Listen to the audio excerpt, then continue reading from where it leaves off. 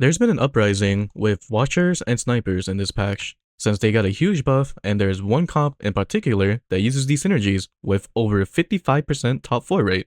Hey, what is up guys, I'm Xteria, and in this video we're going to be talking about the easiest and strongest comp to play in patch 13.6 Zeri Reroll.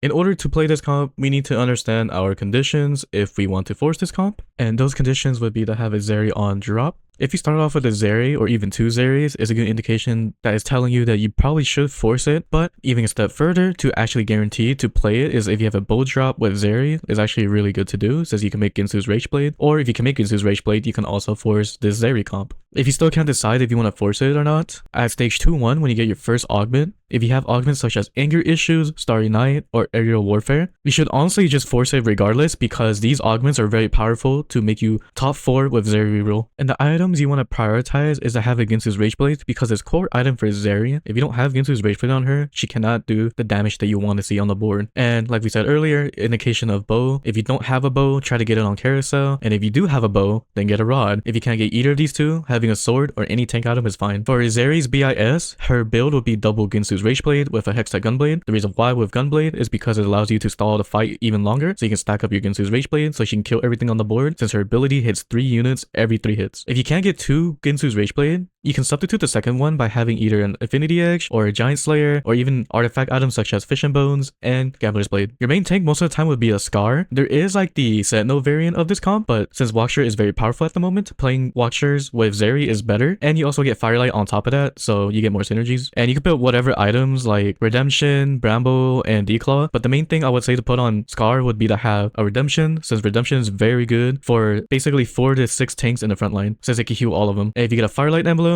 always put it on Garen, but if you can't put it on Garen, then you just put it on Vlad, it's fine. If you get a Watcher Emblem, you can put it on Echo, or if you need to do it for level 7 to have 6 Watcher, you can put it on Kog'Maw and then hit level 8 and then just throw it on Echo later. The best opener you can have is to start off with a Zeri and to get another sniper unit like Maddie, and then 2 Watchers as frontline. I can show different openers later. When you hit level 6, this is the most important because it's the highest chance you can find 2 cost units, meaning you can 3-star Zeri here, and the main board you want to play is to have 2 snipers with 4 Watchers. The default board at level 8 is essentially 2 snipers and 6 Watchers. But if you have emblems such as Firelight, if you want to max out 4 Firelight, then you put the Firelight emblem on Garen, or if you can't find Garen, put it on Vlad. And when you hit level 8 or 9, you can throw in another Watcher unit, or essentially one of these strong +1 units, such as like Victor, Mel, or Warwick. If you have a Watcher emblem, at level 8, you can essentially play the same thing, which is basically 6 Watcher and 2 Snipers. But the difference is just take out the Darius, since he's kind of useless, and just put Echo in as the Watcher emblem, and you have the same thing as basically the default board, but with 3 Firelight instead. Now for the team builder segments, I can show you step by step on how to play this comp. For our openers, the main one, like I said earlier, was to have a Zeri and a Maddie, so you can have the snipers in. And the best tanks you can throw in is Watcher units such as Darius and Amumu. And we're going to show indications of items here. So Ginsu's Rage Blade is basically Zeri items, and we're going to use Redemption as main tank items. The good trick here is if you want to decide which one to put it on for tanks, whichever unit is level 2 first, just put the tank item on them, and it will be better in the long run because it will be stronger and tankier. If you cannot find this opener, you can do other frontline units such as Sentinels like Singed and an Aurelia, which is also fine as well. And same thing like I said earlier, whichever one's level 2, just put the tank items on them. Or you could do other tanks such as Bruiser, which is the Trundle and the Steb. And this opener is actually pretty good for Maddie. So if you have a Maddie 2 early game, you could transfer the Ginsu's Rage Blade on her instead of a Zeri 1, since Maddie 2 is stronger than Zeri 1. And this also applies to the previous openers that I mentioned earlier. If you have Maddie 2 first, just might as well put items on her so you can start win streaking early. If you cannot find a Zeri, Maddie's also pretty strong if you get her level 2 because you get the Enforcer in anyways with Steb. And you can just throw in scrap units such as Powder, and this is a decent opener as well if you can have a Sniper start. But having the Sniper start would be better since you're kind of wanting to play Zeri anyways, so it's a good like +1 unit thrown at level 4, and on top of that, snipers also got buffs, so you have a lot of damage. Another opener you can do here is to have the Watcher setup still, and you put on the main tank items on most likely Darius, because from here you can play the Draven, so you can get Conqueror start. If you can't find any snipers, this is also pretty decent as well, and you can just throw in a pit fighter like Violet or whichever pit fighter you can find, like maybe Urgot or something. Either one is fine. Essentially, it's just an AD opener that can use Ginsu's Rage Blade. Is good to go. If you do decide to play this opener, when you hit level 5, just literally throw in anything you can find, like maybe even a Tristana, because you get extra power on your board with Emissary, and you also get the Altillers with Urgot. Or you can just throw in another Watcher unit, which is fine, because when you hit level 6, this is where you kind of roll for your board. So you want to look for these units specifically because Zeri will pop off with these units on the board. By the time you find a Zeri at level 6, you want to transfer the items over, sell the Draven or whoever you had at the time to make Zeri the main carry. And hopefully by then you can find a Kog'Maw, but if you can't, you could use Maddie until you find a Kog'Maw, which is fine as well. For level 6, I would prefer to like put the two snipers together, even though she'll be flying around because of Firelight. Since it's still too early, you kind of want to delete like single target units together with these two snipers, like side by side. And instead of Urgot, you mainly want a Scar. And honestly, I would have either a Vlad or a Vander. It's just whichever one's level 2 at the time. If I get Vander and Vlad level 2, then I just take out Darius and transfer the tank item to Scar and just take out Darius. You can sell it. You can always get him back later and just play this for now until you're 3-star Zeri. And if you're wondering if you want to play a Garen 1 at level 6, I would prefer not to, since Garen 1 is not too powerful. But if for whatever reason you can't find a Vander 2 or Vlad 2, then I guess you can trade one of them out to have a Garen in instead, like Vander or Vlad, so you can power up your board a little bit with Garen. But I would just rather prefer to have the extra like high level units on the board because I feel like it'll be stronger overall. And then the positioning could be like this or even like this is also fine as well. The front line doesn't have to be exact, it's just whatever like you prefer. A good thing to note is if you do have a Gargoyle Stoneplate on Scar, always put them on the side. Don't put them in the middle like this, is because the value of Gargoyle Stoneplate is not going to be in play. So if you put them on the edges, it will actually activate the Gargoyle Stoneplate. If you want the proper positioning for this comp, it would be more like something like this, where you put Vander on the side by himself and you put the 3 tanks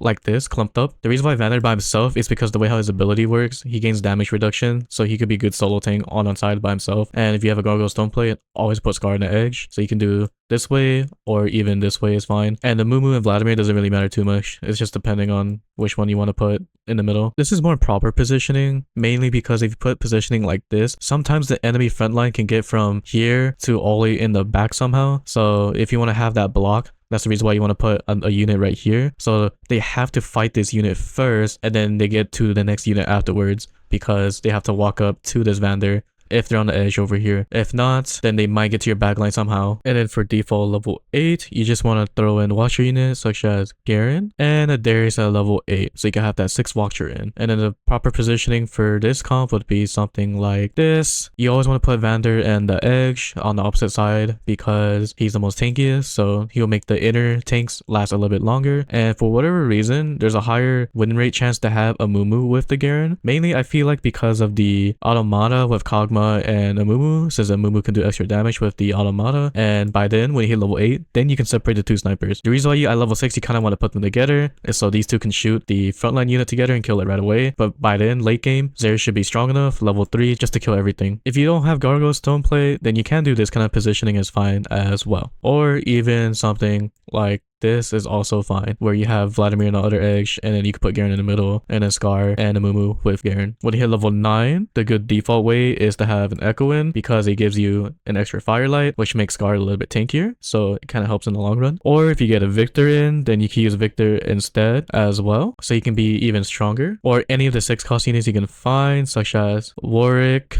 You can just put him over here. If you get a Mel, you could just put her either in the 3rd row or 4th row, whichever you prefer, either next to Zeri or not. It's just depending on what you want with Mel. It doesn't really matter, to be honest. But yeah, essentially level 9, you can throw in either any of the 6 cost units, or you could just throw in an Echo for that extra Firelight. Now then, if we have a Watcher emblem, that's going to be pretty easy to explain. Just take out Darius and just keep echoing, and you still have 6 Watcher with your 3 Firelight and the other synergies that you will need. And by the time you hit level 9, just throw in a +1 value unit. You can throw in Jinx, or you can even throw in any of the 6 cost units like Victor, Mel, or Warwick like we mentioned earlier. Now, if we have a Firelight emblem instead, this is where it gets kind of tricky a little bit. That means you want to play for 4 Watchers and 4 Firelight.